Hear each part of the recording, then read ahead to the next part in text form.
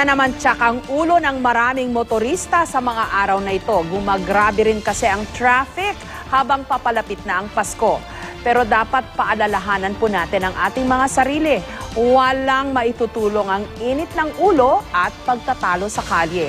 Noon nga lamang nakaraang Biyernes, nang dahil lang sa headlights na naka-bright at hindi naka-dim, nag-away ang dalawang lalaki na nauwi sa barilan. Tinamaan ang isang bata. May ilan na rin kaparehong mga kaso na nag-ugat sa tinatawag na road rage. Dahil sa matinding traffic, nagiinit ang ulo ng mga nagmamaneho. Nandyan na tayo, pero kung ito ang ating paiiralin, wala tayong mararating. Baka sa presinto o kulungan pa mauwi. Heto po ang isang tip. Hindi ba't nakagawian na natin ang magbilang ng 1 to 10 kapag sumisilakbo ang galit o pagkainis? Bukod po riyan, bakit hindi po natin subukan ang kumanta ng mga paborito nating Christmas song kapag naiipit sa traffic?